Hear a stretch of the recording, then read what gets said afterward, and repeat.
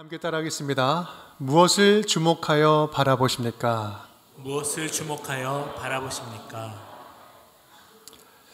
우리가 함께 은혜를 나누고 있는 사도행전 3장 말씀은 사도행전 다른 본문에 비해서 다양한 시선들의 변화를 볼 수 있습니다. 여러 시선들이 교차하고 오고 가고 있지요.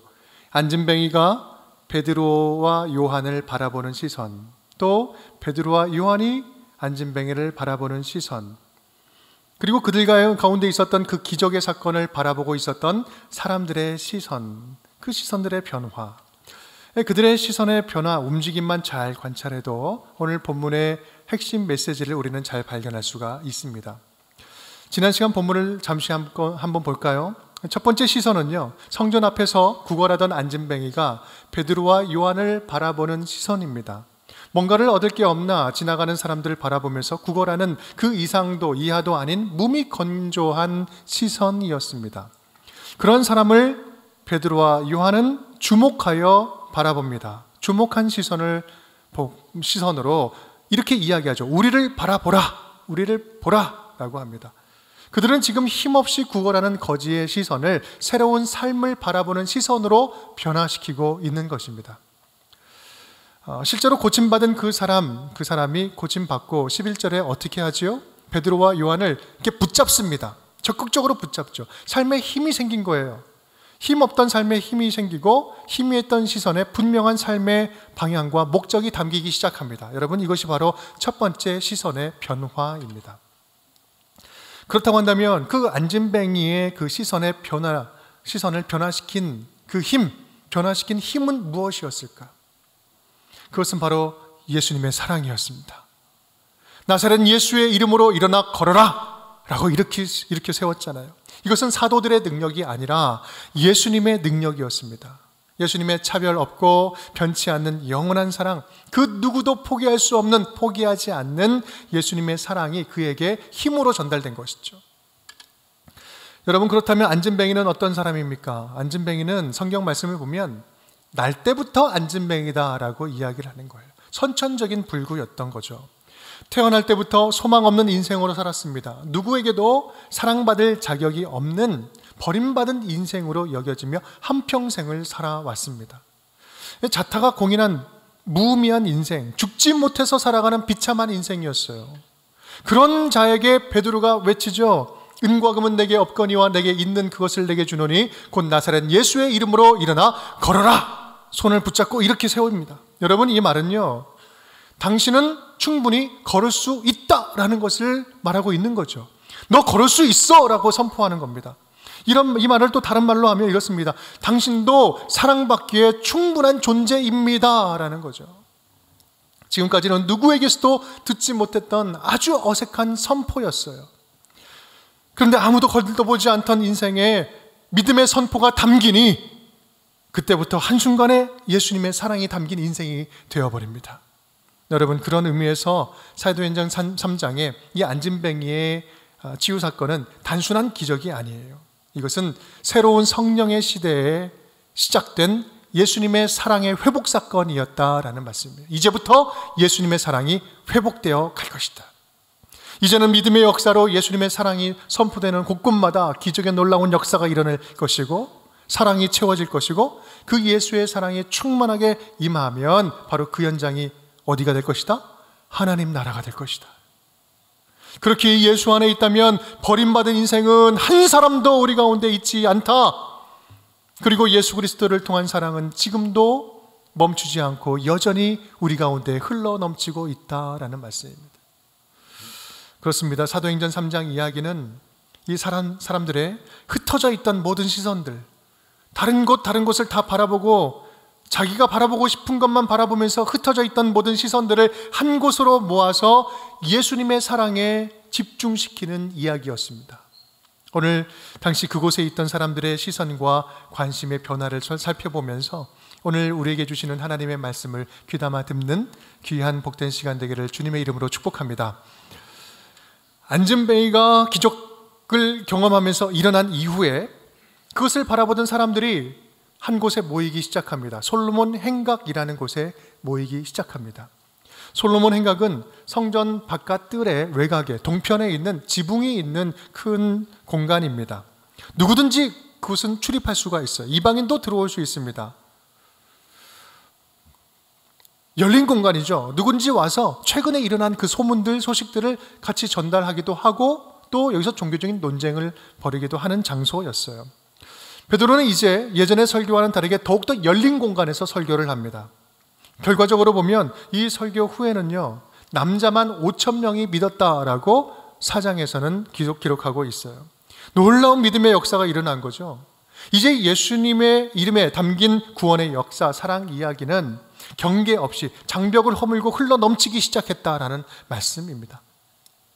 기적을 직접 눈으로 본 그 사람들은 놀라면서 신기해하면서 솔로몬 행각에 하나둘 모여들기 시작하죠. 그리고 그 사람들이 베드로와 요한, 기적을 일으킨 베드로와 요한을 주목하면서 바라보기 시작합니다. 그때 베드로가 이렇게 외치죠.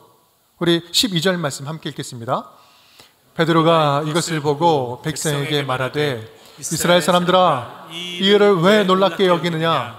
우리 개인의 권능으로 이 사람을 걷게 한 것처럼 왜 우리를 주목하느냐? 개인의 권능과 경건으로 이 사람을 걷게 한 것처럼 왜 우리를 바라보느냐라는 거죠. 이 안진뱅이 기적 사건 이후에 나타난 사람들의 첫 번째 시선, 주된 시선은 바로 이거였습니다. 바로 기적을 일으킨 베드로와 요한을 바라보는 시선이었습니다. 기적을 일으킨 사도들에게 관심이 집중되는 거죠. 이 베드로와 요한은 왜 우리를 주목하느냐 하고 사람들을 책망하죠. 이유는 그렇습니다. 치유는 예수님의 사랑이 드러나는 사역인데 치유의 도구인 자신들에게 시선이 머무는 것을 지적하고 있는 것이죠. 그래서 우리 첫 번째 시선입니다. 함께 따라하겠습니다. 베드로와 요한은 누구인가? 베드로와 요한은 누구인가? 사랑하는 여러분, 주의 도구로 쓰임받는 그 어느 누구도 영광스러운 주님의 자리에 앉을 수는 없습니다. 사랑의 도구로 쓰임받는 참된 주님의 종들이라면 그 종이 지나간 자리에는요, 예수님의 흔적만 남습니다. 성령이 주도적으로 하시는 그 사역은 예수님이 사랑하신 흔적만 남게 돼 있어요. 만약에 그렇지 않다면 그것은 성령 사역이 아닙니다. 왜냐하면 성령은 예수의 영이기 때문에, 예수를 드러나게 하는 영이기 때문에 그렇습니다. 그래서 주님의 일을 함에 있어서 예수 외에는 어느 누구에게도 시선이 집중되어서는 안 돼요. 사람에게 모아져서는 안 됩니다. 여러분, 우리는 이 사실을 너무나 잘 압니다. 알고 있어요. 그런데요, 그럼에도 불구하고 우리는 얼마나 쉽게 여기 이 유혹에 넘어지는지 몰라요. 알면서도 연약해지고 사람이 궁지에 몰리게 되면, 한계 상황에 다다르게 되면 주님을 의지하지 않고 의지할 사람을 찾아요. 능력자를 의존합니다. 기도로 예수를 찾지 않고 기도의 은사자를 찾으러 돌아다녀요. 기도 받기를 돌아다니는 거죠. 뭔가 잘못되어도 한참 잘못된 것이지요. 여러분, 진짜 간증은요, 간증 후에 간증자는 완전히 온데간데 없이 사라지고 잊혀지고 예수님만 남는 간증이 진짜 간증입니다. 진짜 간증은요, 우리 주님의 사랑과 능력, 위대하심, 그리고 감사만 남아서 우리로 하여금 그 다음에 기도하게 만들어요. 간증자를 묵상하게 하지 않습니다. 그런데 그렇지 않은 경우가 참 많이 있어요. 간증자가 예수님보다 더 유명해지고 더 인기 있어지는 거예요. 예수님 믿는 믿음은 전혀 없지만 간증자가 더 유명해지고 막 돌아다니는 거죠. 그래서 우리는 주의 일을 하면서 주목받을 때, 주목받는 그런 현장에 있을 때 더 조심해야 합니다. 저도 그렇습니다. 저는 모르는데 가끔 길 가다가 아는 척 하시는 분들이 가끔 있습니다. 방송을 하다 보니까 어쩔 수 없는 것 같아요. 여러분, 저는요, 그럴 때마다 주목받는 것이 정말 두렵습니다. 왜냐하면 제 안에도 저는 안 그런다라고 이야기를 하지만 저를 드러내고 싶어하는 유혹과 연약함이 있기 때문에 그렇습니다. 여러분, 성령 사역하시는 분들 가운데서도 안타깝지만 그렇게 좀 주객이 전도되는 경우들이 종종 있는 것 같아요. 지난주 캄보디아에 이제 다녀오면서 캄보디아 선교사님, 오태근 선교사님과 이런저런 이야기를 나누는데 이런 말씀하시는 거예요. 수많은 선교팀들 또 우리 사역자들 함께 오셔서 사역하시고 돌아가시고 하시는데 대부분 너무나 잘하신다는 거예요. 신실하고 겸손하게 맡겨진 사역 잘 감당하고 가신다는 거예요. 그런데 가끔은 이 선교 현장과 전혀 상관없이 자신들의 계획한 사역을 성취하는 일에 몰두하시는 분들이 가끔 있다라는 거예요. 딱 정해져 와서 이것을 무조건 꼭 해야 되고 현지와 상관없이 그것을 완수하는 것에 목적이 되어 있는 거예요. 선교 현장에 어떤 필요가 있는지, 지금 현지 선교사님은 어떤 생각을 가지고 계신지, 또 선교의 흐름은 어떤 현장이었는지, 그런 흐름과는 상관없이 이 자기들의 성과에 집중하는 모습, 그 모습을 보면 참 안타깝다라는 말씀을 하시는 거죠. 여러분, 교회 사역도 똑같습니다. 아주 귀하고 소중한 사역을 한 후에 교회 이름이 드러나고 그 사역팀이 드러나고 브랜드 있는 어떤 사역이 주목받고 그것을 그것을 움직인 사역자의 의존도가 높아진다면 여러분, 그것은 하나님이 주도하시는 사역이 아닙니다. 하나님의 선교로 할 수 없어요. 성령 사역도 아니에요. 여러분, 하나님의 선교는요, 사실 한 끗 차이예요. 선교의 주체는 누굽니까? 하나님이시죠. 교회는 선교하시는 하나님의 손에 붙잡혀서 쓰임받는 겸손한 도구인 것이죠. 그래서 선교를 하나님 나라라는 큰 그림 안에, 큰 그림으로 보면서 기도하면서 그 안목을 키우고 그 안목을 가지고 성령께서 들려주시는 그 음성에 민감하게 반응하면서 순종하며 나아가는 것, 순종할 수 있는 것. 그래서 예수님의 사랑만 남기고 흔적도 없이 주의 사역자들은 눈에서 보여지지 않고 사라지는 것. 여러분, 이것이 선교하는 교회가 품어야 할 진정한 자세인 것입니다. 그런 의미에서 그리스도인은요, 세상으로 하여금 예수님께 시선을 향하게 하는 자들입니다. 그리스도인은 한 가지 일에 집중하는 사람들이에요. 바로 함께 읽겠습니다. 그리스도인은 세상으로 하여금 예수님을 사랑하게 하는 사람입니다. 진짜 그리스도인은 예수님을 사랑하게 하는 사람들이에요. 우리가 주님의 자녀다운 모습으로 살아가려 한다면 우리의 존재, 나의 존재의 의미는 나를 드러내는 곳에서 찾는 것이 아니라 나를 통해서 나의 주님이신 예수님을 드러내는 그 자리에서 우리는 나의 존재의 의미를 발견해야 합니다. 사랑하는 여러분, 우리의 존재감을 높임으로, 나의 존재감을 높임으로 맡겨진 사역을 잘 하려고 하지 마십시다. 내가 없으면 일이 안 된다? 여러분, 그 이야기 들으면 기분은 좋을 수 있겠죠. 하지만 여러분, 그것은 잘못된 겁니다. 내가 없어서 무엇인가 일이 되지 않는다면 이것은 건강하지 않은 거예요. 여러분, 담임 목사인 저 없어도 교회가 더 잘 돌아간다? 이것이 건강한 교회죠.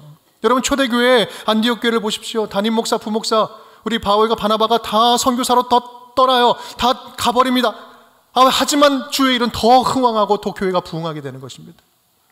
주의 일을 함에 있어서 우리의 존재감은 주님의 존재 안에 결속되어 있는 겁니다. 우리는 예수님을 잘 모시는 성전으로 살고 또 그 예수님께 순종하고 또 그 예수님 사랑을 불순물 없이 잘 드러내는 것, 그것으로 우리의 존재감은 완성되는 것입니다. 그래서 세례 요한은 이렇게 이야기를 했죠. 함께 읽겠습니다. 그는 흥하여야 하겠고 나는 쇠하여야 하니라. 아멘. 예수님만 흥하는 것입니다. 예수님만 나로 하여금 흥하게 되는 것입니다. 세례 요한의 고백처럼 예수님만을 더 자랑하고 드러내는 일에 귀하게 쓰임받는 우리 운정의 모든 가족 식구들이 될 수 있기를 주님의 이름으로 축복합니다. 두 번째 시선입니다. 함께 따라하겠습니다. 예수는 누구인가? 예수는 누구인가? 이제 그래서 베드로와 요한은요, 자신들에게 향하던 모든 시선을 끌어다가 누구를 향하게 합니까? 예수님께로 돌립니다. 13절에서 15절 우리 함께 읽겠습니다. 아브라함과 이삭과 야곱의 하나님 곧 우리 조상의 하나님이 그의 종 예수를 영화롭게 하셨느니라. 너희가 그를 넘겨주고 빌라도가 놓아주기로 결의한 것을 너희가 그 앞에서 거부하였으니 너희가 거룩하고 의로운 일을 거부하고 도리어 살인한 사람을 놓아주기를 구하여 생명의 주를 죽였도다. 그러나 하나님이 죽은 자 가운데서 그를 살리셨으니 우리가 이 일의 증인이라. 아멘. 여러분, 이런 말이죠. 너희가 죽인 예수가 바로 하나님이 약속하신 메시아였다. 예수님은 거룩하고 의로우신 분이요 생명의 주인이시고 언약을 완성하신 메시아이시다. 그 예수는 부활 승천하셔서 지금도 살아계셔서 쉬지 않고 당신의 사랑의 역사를 이 땅 가운데, 하늘에서 이 땅에 베풀고 계신다. 오늘 안진뱅이가 일어나 성전에 들어가면서 뛰면서 찬양할 수 있었던 이유도 그 예수께서 죽지 않고 살아서 오늘 일하고 역사하셨기 때문에 가능한 것이다 라고 말하는 겁니다. 여기 16절 말씀 이렇게 함께 읽겠습니다. 그 이름을 믿음으로 그 이름이 너희가 보고 아는 이 사람을 성하게 하였나니 예수로 말미암아 난 믿음이 너희 모든 사람 앞에서 이같이 완전히 낫게 하였느니라. 아멘. 예수께서 낫게 하셨다. 앞서 말씀드린 바와 같이 솔로몬 행각설교는요, 처음부터 끝까지 이 기적의 근원을 어디에 두고 있어요? 예수 그리스도와 연결시키고 있습니다. 사람들에게 집중되어 있던, 그리고 기적에 집중되어 있던 여러 흩어져 있는 그런 시선과 관심사를 지금 예수님께로 돌리고 있는 거예요. 자기가 믿고 싶은 대로 믿는 종교인들에게 누구를 어떻게 왜 믿어야 되는지 그 믿음의 대상과 내용을 아주 선명하게 알려주고 있는 거예요. 베드로는 여기서 믿음을 2번씩이나 반복적으로 강조를 하고 있죠. 그렇다면 여기에 질문이 있습니다. 여기서 말하는 믿음이 구원받았는데, 믿음으로 구원받았는데 누구의 믿음일까요? 누구의 믿음입니까? 안진뱅이의 믿음이었을까요? 그럴 수 없죠. 왜냐하면 안진뱅이는 그냥 성전 미문 앞에서 구걸하는 눈으로 바라봤을 뿐이에요. 여기 나오는 믿음은요, 베드로와 요한의 믿음입니다. 베드로와 요한이 예수의 이름의 능력을 믿지 않았다면 그 안진뱅이의 손을 잡아 일으킬 생각을 했을까요? 평생 동안 한 번도 일어나지 못한 선천적인 불구자예요. 안진뱅이를 담대히 잡아 일으킨 것은 예수 이름의 능력을 의심 없이 확신했기 때문에 선포하고 일으켜 세운 거 아니겠습니까? 그 사도들의 믿음이 안진뱅이에게 치유의 능력으로, 구원의 능력으로, 사랑의 역사가 되어서 나타난 것입니다. 이제 예수의 이름의 능력이 선포되는 현장이라면 언제든지 얼마든지 누구에게든지 이 땅의 모든 현장에 예수의 이름이 선포되는 곳에 이 놀라운 기적의 역사가 일어나게 될 것입니다. 주님께 오늘 말씀하고 있는 거예요. 사랑하는 여러분, 우리가 예수 이름 안에 있는 능력의 복음을 들고 적극적으로 흩어져야 할, 그리고 적극적으로 흩어져서 선포해야 할 이유가 바로 여기에 있습니다. 우리가 믿음으로 예수의 이름을 선포하고 치유와 회복을 선언하는 곳곳마다 예수님께서 예비하신 그 사랑이 작동되기 시작한다는 거예요. 예수님의 사랑이 채워지기 시작한다는 말씀입니다. 하늘에 계신 예수님이 오늘 이곳에, 이 땅에 능력을 베풀어 주신다는 말씀이에요. 살아서 예수께 시선이 집중되는 곳, 그곳에 하나님은 기적과 같은 은혜를 예비해 주셨기 때문입니다. 예수의 이름으로 예수께 시선이 집중되는 곳 말입니다. 우리 지난주에 우리 언덕보교회 헌당식 예배는요, 참으로 감격스러운 현장이었습니다. 믿지 않는 그 지역 마을 사람 대부분이 참석하셨어요. 마을 우리 교회 잔치에 참여했습니다. 그 지역은 스와이링 지역인데 그 지역의 부군수, 이장, 또 파출소장, 지역의 유지들이 다 함께 와가지고 함께 커팅식에 참여했어요. 저도 함께 끊었습니다. 예수를 알지 못하는, 우리 모르는 한 150명에서 200명 되는 우리 아이들이 예배당에 모여서 같이 박수도 치고 같이 찬양도 따라 부르고 막 그렇게 했어요. 같이 예배를 드렸습니다. 예수를 알지 못하는 자들이 모인 자리에서 설교를 했습니다. 듣든지 아니 듣든지.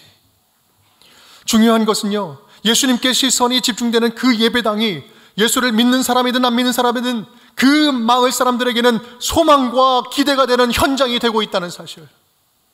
많은 이방인들이 복음을 듣는 초대교회처럼 솔로몬 행각이 되고 있다는 사실이 저는 너무나 감격스럽고 너무나 기뻤습니다. 6개월 만에 방문한 저는요, 이 기적이 상식이 된 그 현장을 느낄 수가 있었습니다. 황무지에 아무것도 없는 땅에 멋진 교회가 세워진 것도 기적이고요. 여러분들은 잘 모르시겠지만 특송하는 아이들 제가 숫자를 다 세어봤거든요. 정확하게 2배가 되었어요. 그 사이에. 여러분, 앞으로 예수님께 시선을 집중하는 그 언덕보 교회에 통해서 하나님께서는 기적과 같은 은혜를 부어주실 줄을 믿습니다. 여러분, 올해 여름에 이제 의료 선교를 함께 떠나게 될 텐데요. 여러분 많이 함께 참여하셔서 그 기적의 현장에 기적의 도구로 함께 동참하는 그런 복을 누릴 수 있기를 간절히 바랍니다. 사랑하는 여러분, 저와 여러분의 이 분산된 마음들, 흩어진 시선들, 우리 그것들을 다 모아서 오늘도 우리를 극진히 사랑하시는 예수님께로 향할 수 있기를 간절히 바랍니다. 또한 사람들의 흩어진 마음과 방황하는 영적인 시선들을 모아서 우리 예수님께로 인도할 줄 아는 주의 자녀들이 되었으면 좋겠어요. 그렇게 예수님의 사랑 안에 거하고 그 사랑을 더욱더 풍성히 나누며 전하는, 그래서 기적 같은 사랑의 역사를 매일매일 경험하며 누리는 우리 운정의 모든 식구들이 될 수 있기를 주님의 이름으로 축복합니다. 우리 세 번째입니다. 세 번째 시선 따라하겠습니다. 너희는 누구인가? 너희는 누구인가? 베드로는 이제 예수님께 머물던 그들의 시선을 자연스럽게 또 다른 한 곳으로 인도합니다.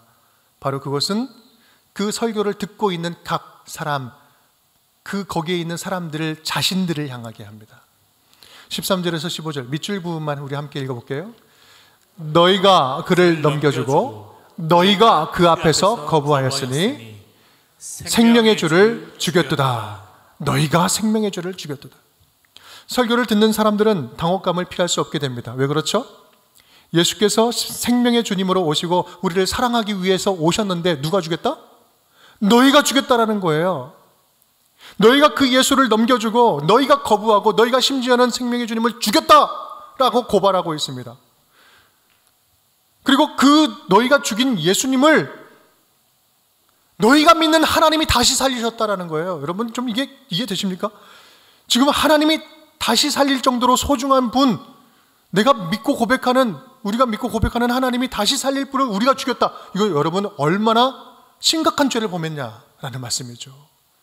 피할 길이 없는 거예요. 절망적인 것입니다. 치명적인 죄를 범한 거예요. 설교가 만약 여기서 끝났다면 이건 끝장이죠. 이거는 절망적인 것이에요. 그런데 다행히도 베드로는 그 책망에서 멈추지 않고 이어서 이야기를 해줍니다. 우리 19절 말씀 함께 읽겠습니다. 그러므로 너희가 회개하고 돌이켜 너희 죄 없이 함을 받으라. 이같이 하면 새롭게 되는 날이 주 앞으로부터 이를 것이요. 아멘, 아멘. 희망이 남아있다라는 말씀이죠. 그 앞에 17절 말씀은 이렇게 표현을 하기도 합니다. 너희가 죽인 것은 너희가 알지 못해서 그런 줄 내가 안다라고 이 여지를 남겨줘요. 아직 너희에게 뭐가 있다? 기회가 있다. 소망이 있다라는 거예요. 그렇다면 방법이 뭡니까? 너희가 예수를 멸시하고 십자가에 죽였던 그 교만과 죄악을 회개하고 예수님께 다시 시선을 고정하고 예수님을 삶의 주인으로 모시고 살면 완전히 새롭게 되는 날이 너희에게 열릴 것이다. 다시 회복될 것이다 라고 선포하는 것입니다. 여러분, 우리는 이것을 돌이키는 것, 주님께로 돌이키는 것, 이것을 우리는 회심이라고 이야기합니다. 삶의 방향을 주님께로 돌이키는 거죠.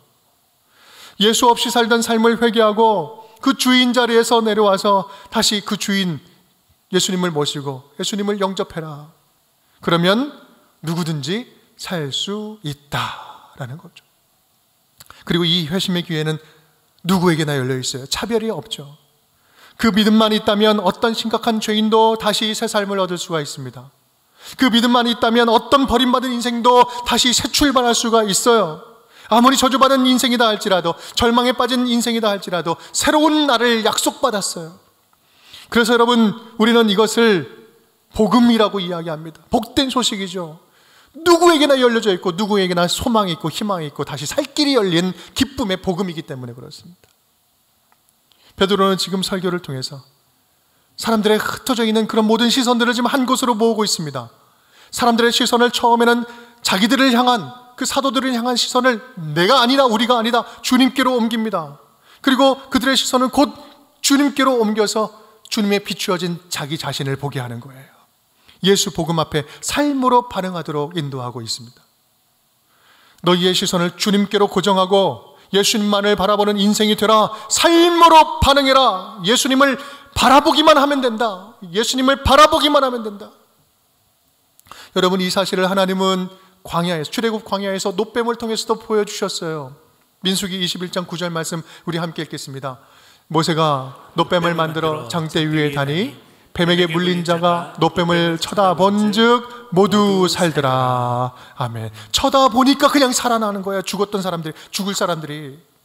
출애굽 광야에서 백성들이 하나님을 원망합니다. 왜 우리를 광야에서 죽이려고 여기까지 인도했습니까? 그 원망을 듣고 하나님은 심판하시죠. 불뱀을 보면서 다 물어서 죽입니다. 그 심판하십니다. 그때 그들이 살려달라고 외치니 모세가 놋뱀을 만들어서 살길 하나를 열어주죠. 그것은 바로 놋뱀을 광야에 딱 들어 올려서 쳐다보기만 하면 산다라고 이야기합니다.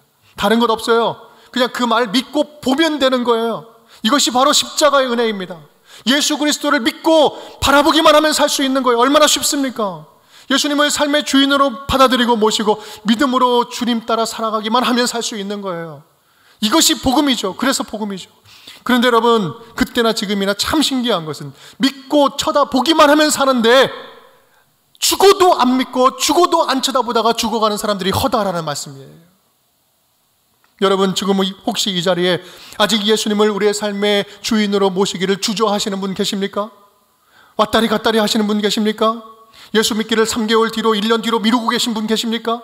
여러분, 마음을 정하십시오. 우리는 예수님을 주인으로 모시고 주님만 바라봐야만 살 수 있는 존재들입니다. 여러분, 아니면 우리는 살아있으나 죽은 존재들이에요. 영적으로는 죽은 존재들이에요. 사랑하는 여러분, 사실 우리는요 너무나 참 연약해서 가만히 있으면 우리의 시선이 자꾸 다른 데로 가요. 주님을 잘 바라보다가도 시선을 눈길을 다른 데로 돌리곤 합니다. 주님을 자꾸 떠납니다. 왜 그렇습니까? 우리가 살아가는 이 세상이 너무나도 달콤한 것들이 많이 있기 때문에 그래요. 아직 경험해보지 못한 것들이 너무나 많이 있기 때문에 그쪽으로 시선이 가는 거죠. 또 살다 보면 마음을 상할 일들이 너무나 많아요. 주님의 뜻도 알겠는데 도저히 말씀대로 살기 힘든 거예요. 용서하지 못하겠는 거예요. 이해하지 못하겠는 거예요. 그러니 세상 사람들 하는 방식과 똑같이 갚아주리라, 세상의 방식을 선택하고는 합니다. 눈길이 돌아가는 거죠. 또 세상이 우리를 너무나 바쁘게 만들어요. 분주하게 만들어요. 꼭 이거 해야 된다고 이야기해요. 꼭 해야 된다고 이야기를 하는데 정작 중요하진 않아요. 여러분, 주님을 향한 시선을 힘을 잃게 만들어요. 분주한 우리의 삶이 초점을 잃어버리게 만들죠. 하지만 그럼에도 불구하고 여러분, 우리는요 분산된 마음과 흩어진 시선을 모아낼 수 있습니다. 흩어진 시선들, 분산된 마음을 모을 수 있어요. 왜 그렇습니까? 우리는 이미 예수 그리스도로부터 구원의 사랑을 받은 존재이기 때문에 그렇습니다. 이미 받았어요. 이미 충만한 은혜를 먹었습니다. 우리를 구원하신 사랑, 지금도 우리를 지켜주시는 아버지 하나님의 사랑, 지금도 포기하지 않고 사랑하시는 그 예수 그리스도의 사랑을 다시 기억하고 그 사랑에 감격하며 그 사랑의 흔적을 돌아보면서 감사할 수 있을 때, 그 사랑의 은혜를 감사할 수 있을 때 우리는요 우리의 시선은 요동치 않고 주님께 고정될 수 있을 줄 믿습니다. 여러분, 바로 이것이 예수님의 사랑을 기억하는 거예요. 다시 생동감 있게 기억하고 그 사랑 안에 잠기는 것입니다. 우리가 예수님께 한 걸음 더 가깝게 나아가는 거예요. 말씀 있는 자리에 더욱더 찾아가는 거예요. 기도하는 자리를 더 찾는 거예요. 예수로 충만하는 겁니다. 사랑하는 여러분, 오늘 말씀을 통해서 우리들의 흩어졌던 마음들, 여기저기에 빼앗겼던 나의 눈길들, 분산되었던 우리의 시선들이 다시 지금도 극진히 사랑하시는 우리 예수님께로 다시 향할 수 있기를 간절히 축복합니다. 우리는 지금 이제 구정 명절을 지금 보내고 있습니다. 신앙이 참 좋은 분들도 명절을 보내고 오면 영적인 심각한 침체를 경험하는 분들이 가끔 있어요. 많이 계십니다. 간절히 바라기는 여러분, 이번 명절을 보내면서 우리들의 마음이 흔들리거나 시선이 분산되지 않았으면 좋겠어요. 주님을 향한 그 마음이 흔들리지 않았으면 좋겠습니다. 우리가 이미 받은 예수 그리스도의 사랑, 그 사랑을 좀 나눠줄 수 있는 기회가 되었으면 좋겠어요. 나는 이해하지 못하지만 예수님께 받은 이미 구원의 사랑, 그 사랑으로 좀 한 걸음 더 이해하는 자리로 나아갔으면 좋겠습니다. 용서할 수 있는 자리가 되었으면 좋겠어요. 그리고 함께 예배하는 자리가 되었으면 좋겠습니다. 그래서 예수 그리스도 안에 있는 평안이 우리 명절을 보내는 모든 자리자리마다 가득 넘쳤으면 좋겠습니다. 우리 성도님들이 이 명절에 예수님을 드러내는, 예수님의 사랑을 잘 전하는 통로가 되었으면 좋겠습니다. 그래서 다음 주일에는 방전된 신앙이 아니라 예수 그리스도의 사랑으로 충전된 믿음으로 다시 만날 수 있기를 소망합니다. 예수의 사랑, 지금도 흐르는 예수님의 사랑으로 가득 차고 넘치는 우리 운정의 가족 모든 식구들이 될 수 있기를 주님의 이름으로 축원드립니다.